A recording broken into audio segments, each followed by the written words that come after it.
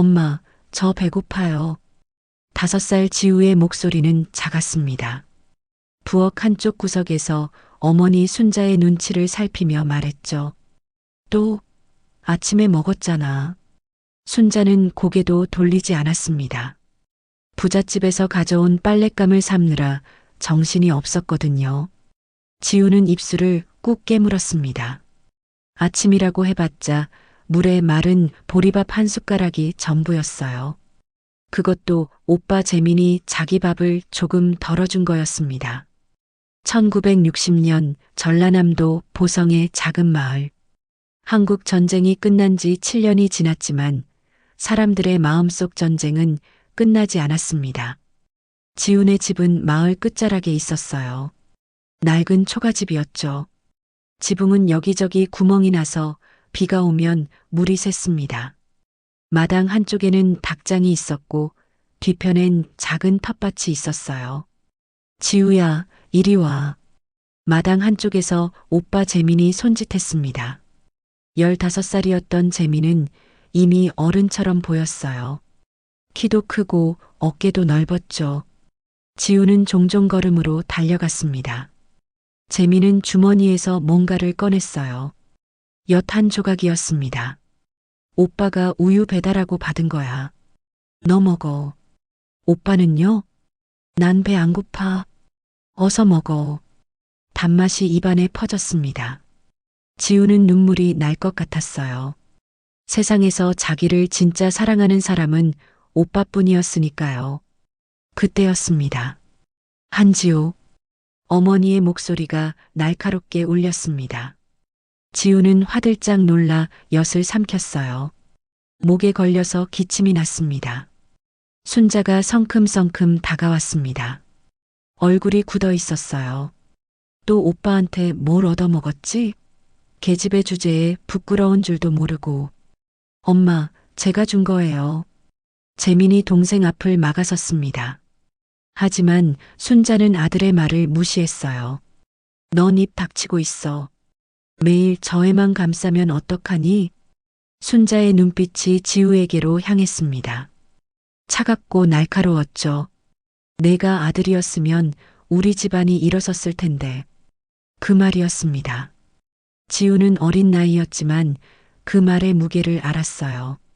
자기가 여자아이로 태어난 게 잘못이라는 뜻이었죠. 엄마, 그런 말 하지 마세요. 재민의 목소리가 떨렸습니다. 어머니를 처음 거스르는 거였어요. 뭐, 감히 나한테 대들어? 순자의 손이 번쩍 올라갔습니다. 하지만 내리치지는 않았어요. 대신 휙 돌아서서 부엌으로 들어갔습니다. 재민이 쪼그리고 앉아 동생을 안았습니다. 지우야, 울지 마. 엄마 말 믿지 마.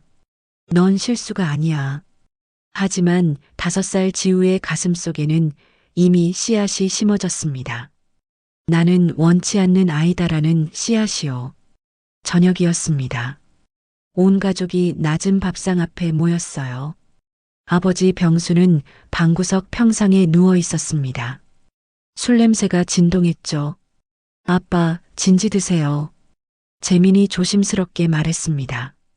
하지만 병수는 대답도 없었어요. 천장만 멍하니 바라볼 뿐이었습니다. 전쟁터에서 돌아온 뒤로 아버지는 늘 저랬어요. 말도 없고 표정도 없었죠. 가끔 밤이면 악몽을 꾸며 소리를 질렀지만 낮에는 그저 허공만 바라봤습니다. 재민아, 너 먹어. 순자가 아들의 그릇에 김치를 얹어 주었습니다. 그것도 고기가 조금 섞인 김치였어요. 지우의 그릇에는 깍두기 한 조각뿐이었습니다. 엄마, 지우도. 내가 지우 엄마야. 내가 엄마야. 넌 먹기나 해. 재민은 입을 다물었습니다. 대신 자기 반찬을 슬쩍 동생 그릇으로 옮겼어요. 순자는 그걸 봤지만 모른 척했습니다.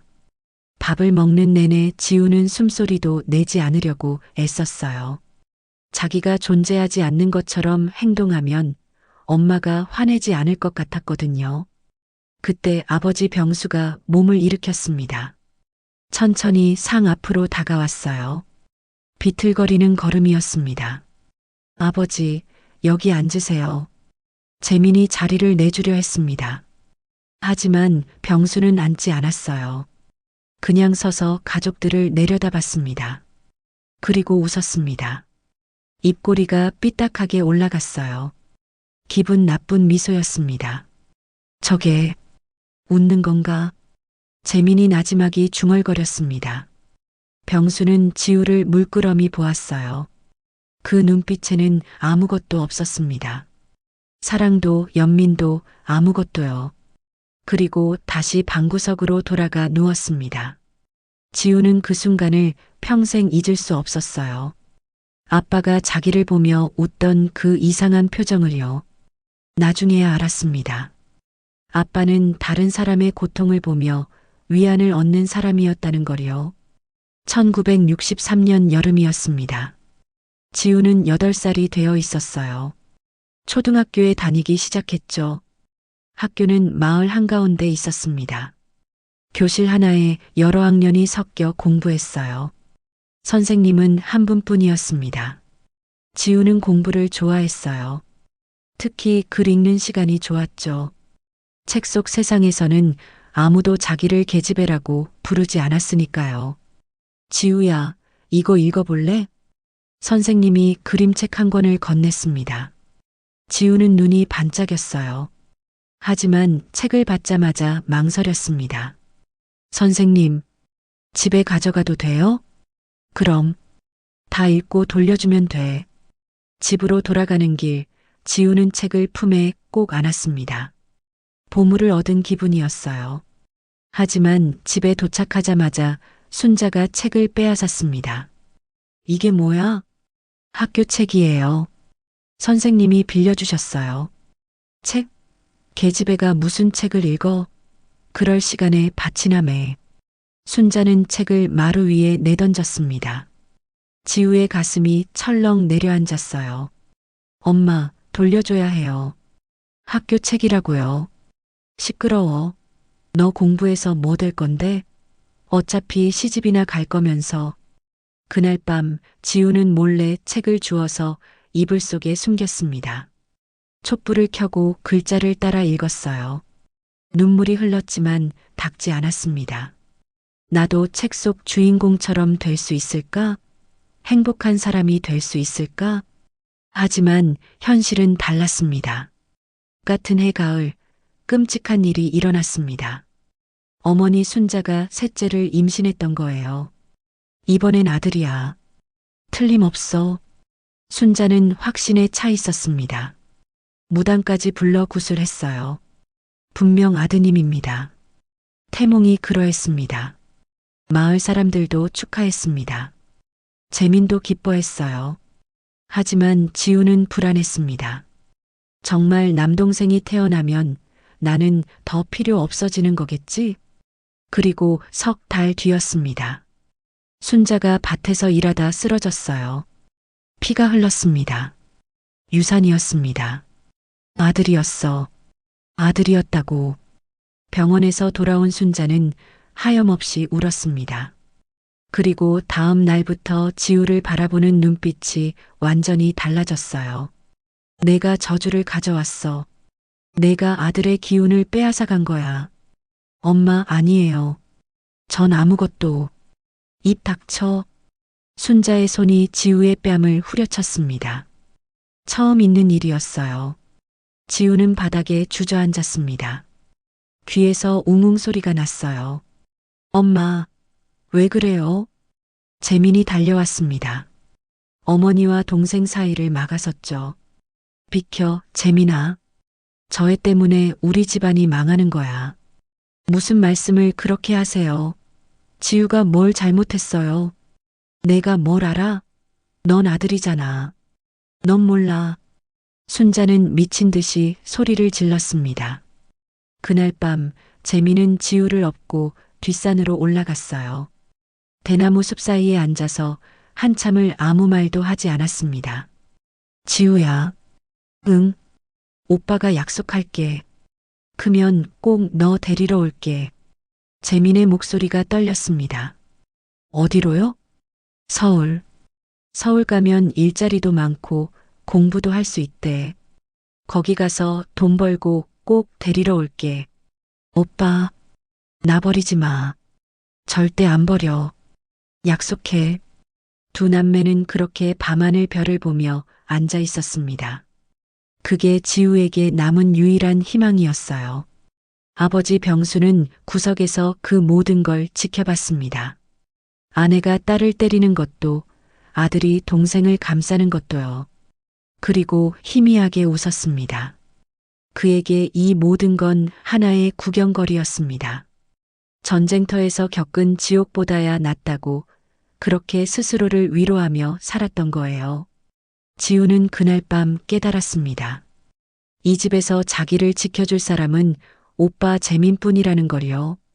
그리고 언젠가 오빠가 떠나면 자기는 정말로 혼자가 될 거라는 것도요. 1963년 8살 지우의 가슴 속에는 깊은 상처가 새겨졌습니다. 아직 아물지 않은 뿌리 깊은 상처였습니다. 1966년 봄 보성역 앞이었습니다. 지우는 11살이 되어 있었어요. 오빠 재민 옆에 바짝 붙어 서 있었죠. 지우야, 울지 마. 재민의 목소리가 떨렸습니다. 21살 청년은 군복을 입고 있었어요. 입대 통지서를 받은 지 일주일 만이었습니다. 오빠, 가지 마. 지우는 오빠의 군복 자락을 꼭 쥐었습니다. 손에 힘을 잔뜩 주었지만 소용없었어요. 3년이야. 3년만 기다려. 제대하면 서울 가서 돈 벌고 꼭 데리러 올게. 재민이 주머니에서 작은 봉투를 꺼냈습니다. 동생의 손에 쥐어줬어요. 이거 엄마한테 들키면 안 돼. 편지 쓸게. 답장 꼭 해. 기차가 들어왔습니다. 쉭 하는 기적 소리가 울렸어요. 재민이 지우를 꼭 안았습니다. 그러고는 돌아서서 기차에 올랐죠. 창문 너머로 손을 흔들었어요. 지우는 그 자리에 서서 기차가 완전히 사라질 때까지 바라봤습니다. 세상에서 유일한 편이 떠났어요. 이제 정말 혼자였습니다. 집으로 돌아가는 길, 순자는 한마디도 하지 않았습니다. 하지만 집에 도착하자마자 돌변했어요. 이제 오빠 뒷바라지할 필요 없으니까 내가 더 일해야 돼. 네. 지우는 고개를 숙였습니다. 대답은 왜 그렇게 해? 불만 있어? 아니에요. 그럼 당장 밭에 가서 풀이나 뽑아. 밥값은 해야지. 11살 지우의 하루는 그렇게 바뀌었습니다. 새벽 4시에 일어나 아궁이에 불을 지폈어요. 밥을 짓고 마당을 쓸고 닭장을 청소했죠. 학교에 가는 날도 있었고 못 가는 날도 있었습니다. 오늘은 집안일 바빠서 못 보낸다. 순자가 학교에 전화를 걸면 그게 끝이었어요. 선생님이 가정 방문을 왔을 때도 마찬가지였습니다. 지우가 공부를 좀 놓치고 있어요. 집안 사정이 어려우신가요? 아니에요, 선생님. 얘가 공부를 싫어해서 그래요. 제가 가라고 해도 안 가요. 순자는 태연하게 거짓말했습니다. 지우는 옆에 서서 아무 말도 하지 못했어요. 선생님이 돌아간 뒤 순자가 차갑게 말했습니다. 계집애가 공부해서 뭐하게? 시집이나 잘 가면 되지. 지우는 입술을 깨물었습니다. 가슴속 어딘가가 조금씩 부서지는 기분이었어요. 그래도 희망은 있었습니다. 재민의 편지였어요. 한 달에 한 번씩 군부대에서 편지가 왔습니다. 지우야, 잘 지내니? 오빠는 건강해. 훈련은 힘들지만 견딜만해. 조금만 기다려. 제대하면 꼭 데리러 갈게. 지우는 편지를 이불 속 깊숙이 숨겼어요. 엄마가 찾으면 찢어버릴 게 뻔했으니까요. 밤마다 편지를 꺼내 읽었습니다. 오빠의 글씨를 손가락으로 따라 그었어요. 그러면 조금 덜 외로웠습니다. 답장도 썼어요. 오빠 보고 싶어요. 전 잘 지내요. 걱정 마세요. 오빠가 올 때까지 꼭 견딜게요. 하지만 1969년부터 편지가 끊겼습니다. 한 달이 지나도 두 달이 지나도 오지 않았어요. 지우는 불안했습니다. 오빠한테 무슨 일이 생긴 걸까? 아니면 날 잊은 걸까? 나중에야 알았어요. 순자가 재민의 편지를 몰래 불태웠다는 걸요. 우편함을 먼저 확인하고 지우 앞으로 온 편지를 빼돌렸던 겁니다. 재민도 답장이 오지 않자 상처받았어요. 지우가 날 원망하나? 날 버렸다고 생각하나? 오해였습니다. 하지만 두 남매는 그 사실을 몰랐죠. 1972년 지우는 17이 되었습니다. 학교는 진작에 그만뒀어요. 초등학교 졸업장도 제대로 못 받았습니다. 이제 하루 종일 일만 했어요. 새벽엔 밭일, 낮엔 동네 부잣집 빨래 수선, 저녁엔 집안일. 손은 거칠어졌고 얼굴은 햇볕에 타서 까맣게 변했습니다.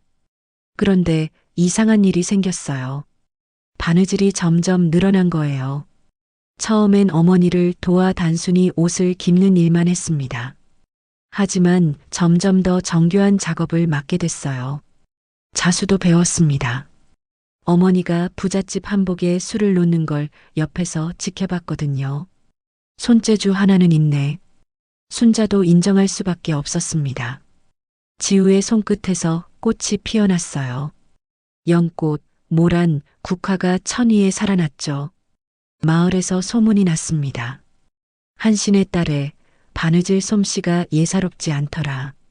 부녀회장 정희도 그 소문을 들었어요. 어느 날 정희가 지우네 집을 찾아왔습니다. 지우 어머니, 우리 손녀 돌잔치가 다음 달인데요. 아기 한복 좀 부탁할 수 있을까요? 아, 그러시죠. 지우가 잘할 겁니다. 순자는 반색했습니다. 돈이 되는 일이었으니까요. 정희는 지우를 물끄러미 바라봤어요. 아이의 눈에 멍이 들어 있었습니다. 팔에도 시퍼런 자국이 있었죠. 정희의 가슴이 철렁했어요. 이건 학대야. 하지만 함부로 나설 수 없었습니다. 이 시대엔 집안일에 남이 끼어들면 안 됐거든요. 지우는 밤새 한복을 만들었습니다. 분홍색 저고리에 연꽃을 수놓았어요. 손가락이 쑤시고 아팠지만 멈추지 않았습니다. 이상했어요. 바늘을 쥐고 있을 때만큼은 마음이 평화로웠거든요. 이게 내가 할 수 있는 유일한 거야. 일주일 뒤 완성된 한복을 정희에게 전달했습니다. 정희는 감탄했어요. 세상에, 이게 17살이 만든 거라고? 한복은 완벽했습니다. 바느질 하나하나가 정성스러웠고 자수는 마치 그림 같았어요. 돌잔치 날 서울에서 온 손님이 한복을 보고 물었습니다. 이거 어디서 맞춘 거예요? 명동 한복집 작품 같은데요? 정희는 미소 지었어요. 우리 동네 아이가 만들었어요. 그날 이후 정희는 결심했습니다. 이 아이를 여기 둬선 안 되겠어.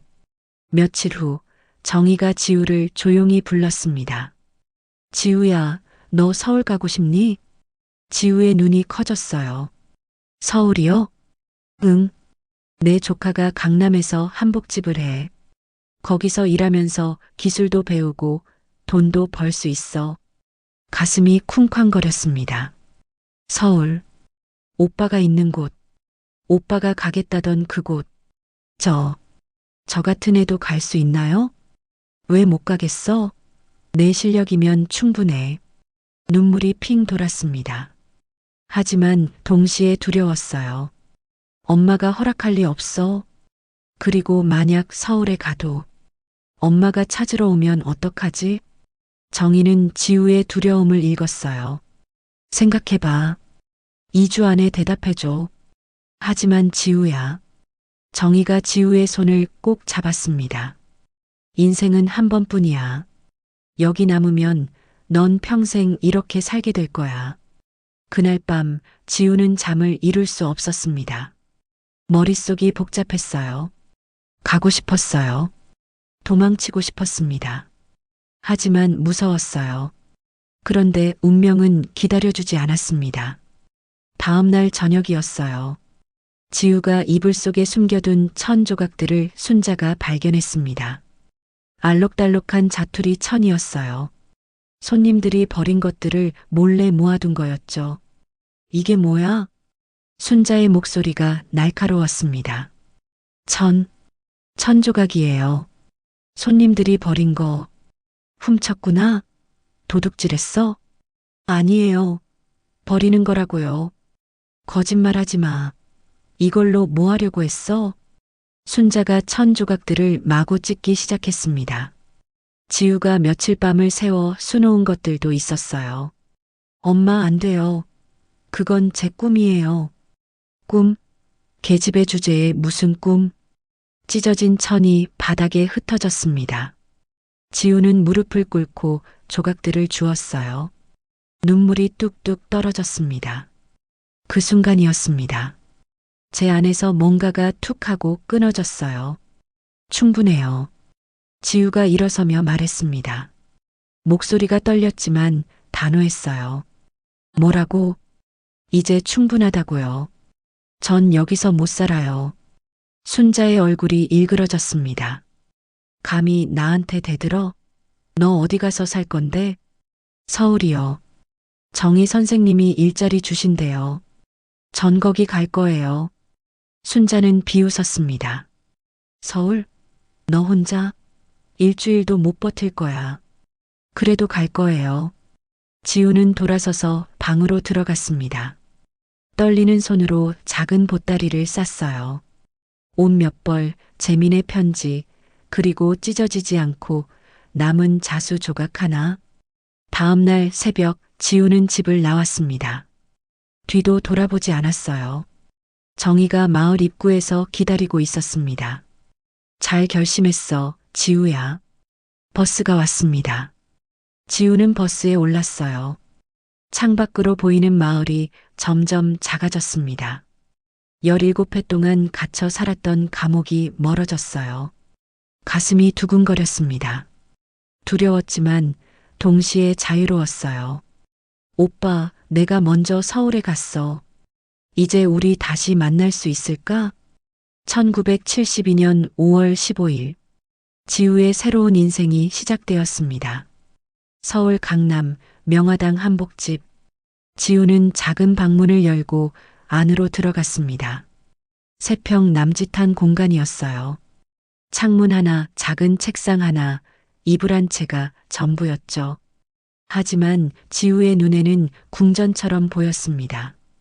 여기가 제 방이에요? 응, 작지만 내 공간이야. 미경이 미소 지었습니다. 정희의 조카였어요. 35살 이화여대를 나온 똑똑한 사장님이었죠. 지우는 천천히 방 안을 둘러봤어요. 처음이었습니다. 온전히 자기만의 공간을 가져본 게요. 문을 닫으면 아무도 들어오지 못하는 곳. 엄마의 고함 소리가 들리지 않는 곳. 가슴이 뭉클했습니다. 고맙습니다, 사장님. 미경 언니라고 불러. 우린 같이 일하는 동료니까. 동료. 그 단어가 낯설었어요. 하지만 따뜻했습니다. 다음 날부터 일이 시작됐어요. 아침 8시 한복집 문을 열었습니다. 미경과 선배 언니 2명이 있었어요. 은주와 명이었죠. 새로운 지우야. 잘 부탁해. 은주가 환하게 웃었습니다. 23 경상도 사투리를 쓰는 활발한 언니였어요. 처음엔 다 어려워. 천천히 배우면 돼. 명의도 다정했습니다. 25 충청도에서 올라온 조용한 언니였죠. 지우는 긴장이 조금 풀렸어요. 여기는 다르구나. 보성에서는 늘 눈치를 봐야 했습니다. 한마디 말도 조심스러웠죠. 하지만 여기는 달랐어요. 사람들이 웃었습니다. 서로 농담도 했고요. 이게 정상인 거구나 하고 지우는 생각했어요. 첫 월급을 받은 날이었습니다. 미경이 봉투를 건넸어요. 수고했어, 지우야. 봉투를 쥔 지우의 손이 떨렸습니다. 안에는 돈이 들어 있었어요. 3만 원. 적은 돈이 아니었습니다. 이게 제 돈이에요? 그럼 내가 이래서 번 거야. 지우는 봉투를 가슴에 꼭 안았어요. 눈물이 났습니다. 평생 처음이었어요. 자기 이름으로 돈을 받아본 게요. 엄마한테 빼앗기지 않아도 되는 돈. 자기가 쓸 수 있는 돈. 왜 울어? 저거? 미경이 걱정스럽게 물었습니다. 아니에요. 너무 좋아서요. 그날 오후 지우는 은행에 갔어요. 통장을 만들었습니다. 이름칸에 한지우라고 또박또박 썼어요. 자기 이름이 적힌 통장을 받아들었을 때 가슴이 벅찼습니다. 나도 사람이구나. 나도 가치가 있구나. 하지만 두려움도 있었습니다. 밤마다 악몽을 꿨어요. 엄마가 서울까지 찾아와서 끌고 가는 꿈이었죠. 이년아, 나와. 꿈속에서 순자가 소리쳤습니다. 지우는 비명을 지르며 깼어요. 온몸이 식은땀으로 젖어 있었습니다. 괜찮아. 여긴 서울이야. 엄마가 날 찾을 수 없어. 스스로를 달래며 다시 잠들었습니다. 하지만 불안은 쉽게 사라지지 않았어요. 밖에 나가는 것도 무서웠습니다. 혹시 엄마가 거리 어딘가에 서 있을 것 같았거든요. 미경이 눈치챘어요. 지우야, 너밖에 잘 안 나가더라. 왜 그래? 아, 아니에요. 그냥 무서워? 지우는 고개를 끄덕였습니다. 미경이 의자를 당겨 앉았어요. 내 이야기 좀 들려줄래? 이모한테 조금 들었는데 자세히는 몰라. 지우는 망설였습니다. 하지만 입을 열었어요. 조금씩 천천히. 엄마의 학대, 아빠의 무관심, 오빠의 떠남. 모든 걸 털어놨습니다. 미경은 말없이 들었어요. 손으로 지우의 손을 꼭 잡아줬죠. 지우야. 네. 너는 더 이상 피해자가 아니야. 미경의 목소리가 단호했습니다. 넌 생존자야. 살아남은 거야. 그리고 이제 내 인생을 만들어가는 거야. 생존자. 그 단어가 가슴에 와닿았어요. 맞아요. 지우는 살아남았습니다. 도망친 게 아니라 살아남은 거예요. 한 달이 지났을 때였습니다. 어느 토요일 오후 한복집에 낯선 여자가 들어왔어요. 지우는 등 뒤에서 느꼈습니다. 익숙한 기운. 천천히 돌아봤어요. 순자였습니다. 심장이 멎는 줄 알았어요. 엄마, 거기 있는 거 다 알아. 나와. 순자의 목소리가 가게 안을 울렸습니다. 손님들이 놀라 쳐다봤어요. 지우는 얼어붙었습니다. 다리에 힘이 풀렸어요. 그때 미경이 앞으로 나섰습니다. 손님, 여긴 가게예요. 조용히 해주시겠어요? 손님? 난 저의 엄마야. 내 딸 내놓으라고. 따님은 성인이에요. 스스로 선택한 거예요. 성인? 17이 무슨 성인? 순자가 소리쳤습니다. 미경은 침착했어요. 법적으로는 미성년자지만 학대받은 자녀는 보호받을 권리가 있어요. 학대? 누가 학대를 했어? 지우 팔에 있는 멍은요? 얼굴에 있던 상처는요? 순자의 얼굴이 붉어졌습니다. 그건 훈육이야. 자식 가르치는 거라고. 훈육은 상처를 남기지 않아요. 미경의 목소리는 단호했지만 차분했어요. 지우는 그 뒤에 서서 떨고 있었습니다. 순자와 미경이 한참 실랑이를 벌였어요. 결국 순자는 욕을 퍼부으며 나갔습니다. 배은망덕한 년. 두고 봐. 문이 쾅 닫혔어요. 지우는 그 자리에 주저앉았습니다. 괜찮아, 지우야. 내가 있잖아. 미경이 지우를 안아줬어요. 하지만 지우는 알았습니다. 이게 끝이 아니라는 걸요. 다음 날 미경은 변호사를 불렀습니다. 준혁이라는 30대 남자였어요. 미성년자 학대 케이스네요. 법적으로 보호 가능합니다. 어떻게요? 지우가 떨리는 목소리로 물었습니다. 가장 확실한 방법은 성인 보호자를 찾는 거예요. 친척이나 형제 중에. 오빠요. 지우가 벌떡 일어났어요. 오빠 재민이 있어요. 제대하고 서울 어딘가에 있을 거예요. 준혁이 고개를 끄덕였습니다. 그럼 오빤 찾아야 해요. 그가 법적 보호자가 되어줄 수 있어요. 그날부터 지우와 미경은 재민을 찾기 시작했습니다. 신문에 광고를 냈어요. 한재민을 찾습니다. 여동생 지우가 찾습니다. 라디오 방송에도 신청했습니다. 오빠 지우예요. 서울에 있어요. 찾아주세요. 지우는 방송국 마이크 앞에서 떨리는 목소리로 말했어요. 눈물이 흘렀지만 참았습니다. 전국에서 전화가 왔어요. 하지만 모두 다른 사람이었습니다. 일주일이 지났습니다. 한 달이 지났어요. 지우는 점점 지쳐갔습니다. 오빠, 제발, 제발 들어줘. 그리고 어느 월요일 아침이었습니다. 한복집 전화가 울렸어요. 미경이 받았습니다. 네, 명화당입니다. 네, 라디오 방송을 들으셨다고요? 미경의 얼굴이 환해졌어요. 지우야, 오빠 친구래. 지우는 전화기를 낚아챘습니다. 여보세요. 재민이가 지금 잠실 건설 현장에서 일해요. 제가 어제 방송 듣고 말해줬어요. 어디예요? 주소 좀. 손이 너무 떨려서 펜을 제대로 잡을 수가 없었어요. 미경이 대신 받아 적었습니다. 전화를 끊자마자 지우가 소리쳤어요. 언니, 오빠 찾았어요. 그래, 당장 가자. 둘은 택시를 잡아탔습니다. 잠실까지 달렸어요. 건설 현장 숙소 앞에 섰을 때 지우의 심장은 터질 듯 뛰었습니다. 문이 열렸어요. 그리고 재민이 나왔습니다. 6년 만이었어요. 지우야? 재민의 목소리가 떨렸습니다. 오빠. 지우는 그 자리에서 울음을 터뜨렸어요. 재민도 울었습니다. 두 남매는 한참을 안고 울었어요. 미안해. 늦어서 미안해. 오빠. 살아있어서 고마워. 주변 인부들이 뭔가 싶어 쳐다봤지만 신경 쓰지 않았습니다. 6년의 시간이 녹아내렸어요. 오빠의 약속은 지켜졌습니다. 조금 늦었지만요.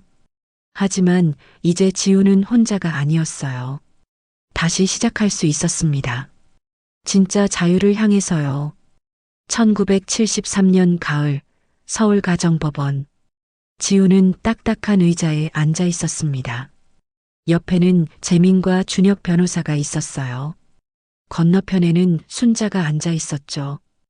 6개월 만에 보는 엄마였습니다. 순자는 여전히 날카로운 눈빛으로 지우를 노려봤어요. 지우는 시선을 피했습니다. 여전히 무서웠거든요. 재민이 동생의 손을 꼭 잡아줬어요. 괜찮아. 내가 있어. 판사가 들어왔습니다. 사건 번호 1973-가 다시사 1782 미성년자 보호 청구권 시작하겠습니다. 준혁 변호사가 일어섰어요. 재판장님, 청구인 한지우는 17년간 지속적인 학대를 받아왔습니다. 그리고 증거들을 제시했습니다. 지우 팔의 멍 사진, 의사 소견서, 보성 마을 사람들의 증언서, 정의도 증인으로 나왔어요. 저는 수년간 학대 현장을 목격했습니다. 이건 훈육이 아니라 폭력이었어요. 순자가 벌떡 일어났습니다. 거짓말이에요. 전 그저 자식을 가르쳤을 뿐이에요. 판사가 조용히 하라고 했어요. 피고인 앉으세요. 변론 차례에 말씀하시기 바랍니다. 순자는 떨리는 목소리로 변명했습니다. 그때는 다 그랬어요. 매도 사랑이었어요. 전 힘들게 키웠어요. 지우는 듣고 있었습니다. 엄마의 목소리가 처음으로 약하게 들렸어요. 변명이 아니라 애원처럼요. 판사가 지우에게 물었습니다. 한지우, 마지막으로 할 말 있습니까? 지우는 천천히 일어섰어요. 가슴이 두근거렸지만 목소리는 단호했습니다. 어머니. 순자가 고개를 들었어요. 전 더 이상 쓸모없는 계집애가 아니에요. 지우의 목소리가 떨렸지만 멈추지 않았습니다.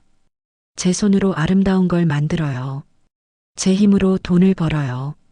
저도 가치 있는 사람이에요. 순자의 얼굴이 굳었어요. 어머니가 겪은 아픔은 알아요. 하지만 그게 저를 때릴 이유는 안 돼요. 판사가 고개를 끄덕였습니다. 알겠습니다. 잠시 후 판결 내리겠습니다. 30분이 지났어요. 지우에게는 30년처럼 느껴졌습니다. 다시 법정에 들어갔을 때 판사가 말했습니다. 친권 제한을 결정합니다. 한지우는 오빠 한재민의 보호하에 둡니다. 방망이가 탁 소리를 냈어요. 끝났습니다. 지우는 자유로워졌어요. 법원을 나설 때였습니다. 순자가 복도에 서 있었어요. 지우야. 지우는 멈춰 섰습니다. 후회할 거다. 순자의 목소리는 차가웠어요. 피는 못 속여. 넌 결국 날 닮을 거야. 지우는 돌아봤습니다. 처음으로 엄마를 똑바로 쳐다봤어요. 전 엄마를 닮지 않을 거예요. 절대로요. 그리고 재민과 함께 계단을 내려갔습니다. 뒤를 돌아보지 않았어요. 햇빛이 눈부셨습니다. 이제 진짜 자유야, 지우야. 재민이 활짝 웃었어요. 지우도 웃었습니다. 눈물이 났지만 행복한 눈물이었어요. 1977년 봄이었습니다. 지우는 22살이 되어 있었어요. 자기 공방을 운영하고 있었죠. 지우 자수방이었습니다. 작은 가게였지만 온전히 지우의 것이었어요. 그리고 그날 특별한 손님이 왔습니다. 간판을 고치러 온 목수였어요. 안녕하세요. 김동혁이라고 합니다. 28살 남자였습니다. 키가 크고 손이 컸어요. 하지만 눈빛은 따뜻했죠. 간판이 좀 낡았네요. 새로 만들어 드릴게요. 동혁은 말수가 적었어요. 하지만 일은 정확했습니다. 지우는 그가 일하는 모습을 지켜봤어요. 나무를 다루는 손길이 부드러웠습니다. 다 됐습니다. 고맙습니다. 얼마예요? 동혁이 새 간판을 가리켰어요. 지우가 수놓은 로고가 그 위에 있었습니다. 저거 직접 만드신 거예요? 네. 대단하시네요. 손재주가. 동혁이 미소 지었어요. 그 미소가 지우의 가슴에 이상한 느낌을 남겼습니다. 동혁은 자꾸 공방을 찾아왔어요. 선반 하나 더 달아드릴까요? 문짝이 삐걱거리는 것 같아서요. 핑계였습니다. 지우도 알았어요. 하지만 싫지 않았습니다. 동혁이 있으면 공방이 따뜻해지는 기분이었거든요. 어느 날 저녁 동혁이 말했습니다. 지우 씨, 네, 저랑 사귀어 주시겠어요? 지우는 깜짝 놀랐어요. 가슴이 쿵쾅거렸습니다. 하지만 동시에 두려웠어요.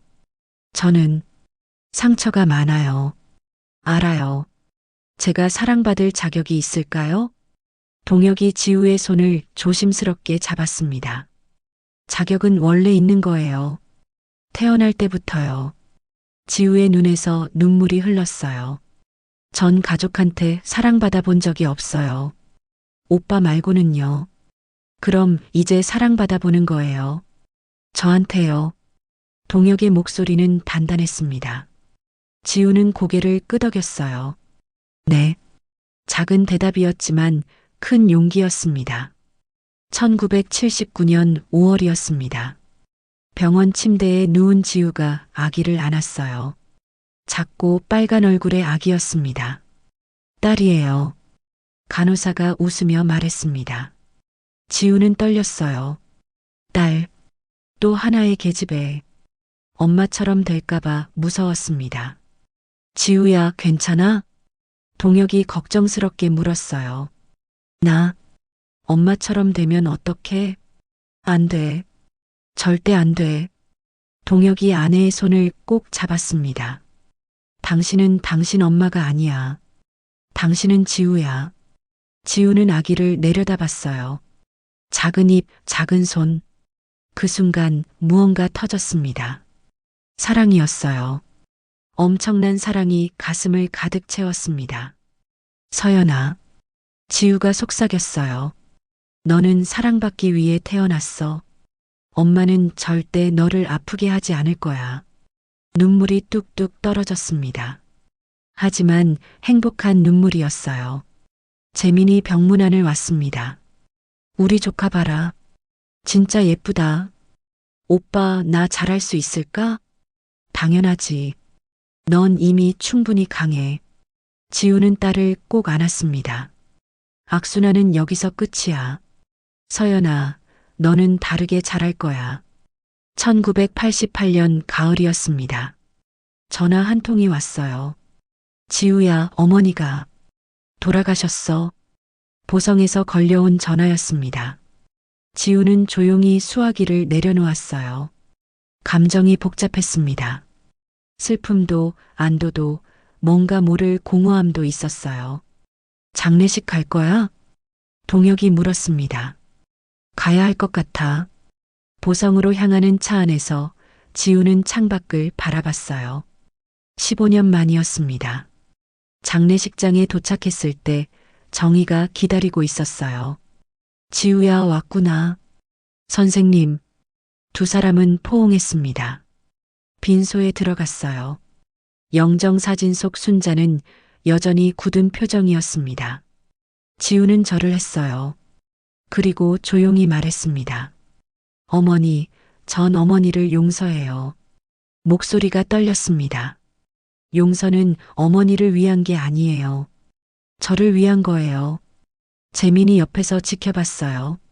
전 더 이상 피해자로 살지 않을 거예요. 제 딸은 사랑받으며 자라고 있어요. 지우는 눈을 감았습니다. 악순환은 저에게서 끝났어요. 이제 편히 쉬세요. 그날 밤 지우는 오랜만에 편히 잤습니다. 무거운 짐을 내려놓은 기분이었어요. 용서는 엄마를 위한 게 아니었습니다. 자기 자신을 자유롭게 하기 위한 거였어요. 그리고 지우는 자유로워졌습니다. 진짜로요. 2008년 봄 수원 한옥집. 지우는 43살 손녀를 처음 안았습니다. 작고 따뜻한 생명이었어요. 할머니, 이름 유진이래요. 서연이 환하게 웃었습니다. 29살 딸은 이제 엄마가 되었어요. 지우는 유진을 내려다봤습니다. 세 번째 기적이었어요. 첫 번째는 동혁을 만난 것, 두 번째는 서연을 낳은 것, 그리고 세 번째가 유진이었죠. 유진아, 할머니야. 지우가 속삭였어요. 너는 사랑받기 위해 태어났단다. 엄마에게 듣지 못했던 말. 하지만 지우는 딸에게 해줬고, 이제 손녀에게도 해주는 거예요. 2018년 겨울이었습니다. 병원 침대에 동혁이 누워 있었어요. 폐암이었습니다. 2년을 싸웠지만 더 이상은 힘들었어요. 지우야. 동혁의 목소리가 약했습니다. 왜요, 여보? 지우는 남편의 손을 꼭 잡았어요. 당신 만나서 행복했어요. 나도요. 나도 정말 행복했어요. 눈물이 흘렀습니다. 서연이 잘 키웠어요. 유진이도 잘 클 거예요. 당신 덕분에. 아니에요. 당신 덕분이에요. 동혁이 희미하게 웃었어요. 당신이 사랑이 뭔지 가르쳐 줬어요. 처음으로 안전하다는 느낌을 받았어요. 지우야, 이제 나 없어도 괜찮을 거예요. 당신은 충분히 강하니까. 안 돼요. 아직 가면 안 돼요. 하지만 동혁은 조용히 눈을 감았습니다. 그리고 다시 뜨지 않았어요. 지우는 남편의 손을 놓지 않았습니다. 한참을 그렇게 앉아 있었어요. 서연과 유진이 들어왔습니다. 엄마, 할머니, 세 여자는 서로를 안았어요. 그리고 함께 울었습니다. 슬픔이었지만 건강한 슬픔이었어요. 사랑했던 사람을 보내는 슬픔, 학대당한 기억이 아니라 사랑받은 기억을 가진 슬픔이었죠. 2024년 어느 날이었습니다. 지우는 70살이 되어 있었어요. 손녀 유진은 16이 되었죠. 할머니, 이거 봐요. 유진이 휴대폰을 들이밀었습니다. 이게 뭐니? 유튜브요. 할머니도 해요. 유튜브? 그게 뭔데? 영상 올리는 거요. 할머니 이야기 들려주면 많은 사람들이 좋아할 것 같아요. 지우는 고개를 저었어요. 누가 할머니 이야기를 듣고 싶어 하겠니? 전 듣고 싶어요. 그리고 할머니처럼 힘든 사람들도 들어야 해요. 유진의 눈빛이 진지했습니다. 할머니 이야기는 희망이에요. 아픔에서 벗어날 수 있다는 증거예요. 지우는 손녀를 바라봤어요. 16살. 자기가 탈출했던 나이보다 1살 어렸죠. 하지만 유진은 달랐습니다. 자신감 넘치고 사랑받고 있다는 걸 아는 아이였어요. 한번 해볼까? 정말요? 유진이 환호했습니다. 첫 영상을 찍는 날이었어요. 지우는 한옥마루에 앉았습니다. 유진이 휴대폰으로 카메라를 맞췄어요. 준비됐어요, 할머니? 지우는 심호흡을 했습니다. 그리고 카메라를 보며 말하기 시작했어요. 안녕하세요. 저는 70살 한지우입니다. 떨렸습니다. 하지만 계속했어요. 오늘 제 이야기를 들려드리려고 합니다. 쉽지 않은 이야기예요. 하지만 꼭 해야 하는 이야기죠. 그리고 모든 걸 털어놨습니다. 엄마의 학대, 아빠의 무관심 탈출, 재회, 용서. 70년의 삶이 30분 영상에 담겼어요. 여러분, 저는 실수가 아니었어요. 여러분도 실수가 아니에요. 지우의 목소리가 떨렸습니다. 아픔은 대물림되지 않아요. 우리가 선택하면 사랑이 대물림돼요. 영상이 끝났어요. 유진이 휴대폰을 내렸습니다. 할머니, 최고였어요. 둘은 껴안았습니다. 영상을 올린 지 일주일이 지났어요. 조회수가 100만을 넘었습니다. 댓글이 쏟아졌어요. 할머니 이야기 듣고 엄마한테 전화했어요. 저도 학대 생존자예요. 희망을 주셔서 감사합니다. 울면서 봤어요. 저도 할머니처럼 살아남고 싶어요. 지우는 댓글을 하나하나 읽었습니다. 눈물이 났어요. 자기 고통이 누군가에게 위로가 되고 있었어요. 전화도 왔습니다. 방송국, 신문사, 학교. 강연 좀 부탁드려도 될까요? 인터뷰 가능하세요? 학생들에게 이야기 들려주실 수 있나요? 지우는 하나하나 응했습니다. 70살의 새로운 인생이 시작된 거예요. 어느 가을 저녁이었습니다. 지우, 서연, 유진 세대가 함께 밥을 먹고 있었어요. 식탁 위에는 지우가 수놓은 보자기가 깔려 있었습니다. 가족이라는 글자가 수놓아져 있었죠. 할머니, 저 꿈 생겼어요. 유진이 말했습니다. 무슨 꿈? 사회복지사요. 할머니처럼 아픈 사람들 돕고 싶어요. 지우의 가슴이 뭉클했어요. 유진아, 할머니가 상처를 날개로 바꾼 것처럼 저도 그러고 싶어요. 서연이 딸의 손을 잡았습니다. 잘 생각했어, 유진아. 지우는 두 사람을 바라봤어요. 딸과 손녀. 자기가 받지 못한 사랑을 받으며 자란 아이들. 그리고 그 사랑을 다시 나눠줄 줄 아는 아이들. 고마워, 유진아. 정말 고마워. 왜요? 내가 있어서. 서연이가 있어서. 내가 이만큼 온 게 헛되지 않은 것 같아서. 세 사람은 손을 맞잡았습니다. 그날 밤 지우는 혼자 마루에 앉았어요. 별이 총총한 밤하늘을 올려다봤습니다. 보성에서 보던 바로 그 하늘이었죠. 하지만 이제는 달랐어요. 그때는 감옥 같았던 하늘이 이제는 자유로웠습니다. 지우는 바늘에 실을 깨었어요. 새로운 자수를 시작했습니다. 하얀 천 위에 한 글자씩 수를 놓았어요. 생명.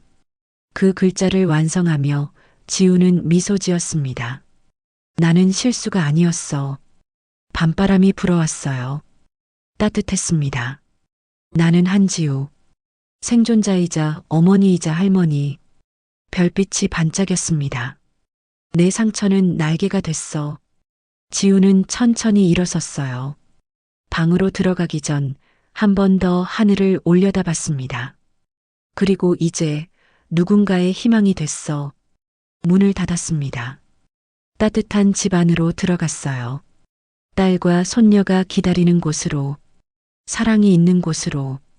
70년 전 계집애로 태어나 버림받았던 소녀는 이제 없었습니다. 대신 거기엔 한지우가 있었어요. 살아남은 여자, 사랑하는 여자, 희망을 전하는 여자, 그리고 무엇보다 자유로운 여자가 있었습니다. 뿌리는 깊었지만 열매는 달았어요. 고통의 뿌리에서 사랑의 열매가 자랐습니다. 그게 지우의 인생이었어요. 그리고 그건 끝이 아니었습니다. 시작이었죠. 새로운 시작. 더 많은 사람들을 위한 시작. 별은 여전히 반짝이고 있었습니다. 희망처럼요. 사랑처럼요. 생명처럼요. 여러분, 오늘 이야기 잘 들으셨나요? 이야기가 재미있으셨다면 구독과 좋아요를 꼭 눌러주세요. 여러분의 응원이 영상 제작에 많은 도움이 됩니다. 감사합니다.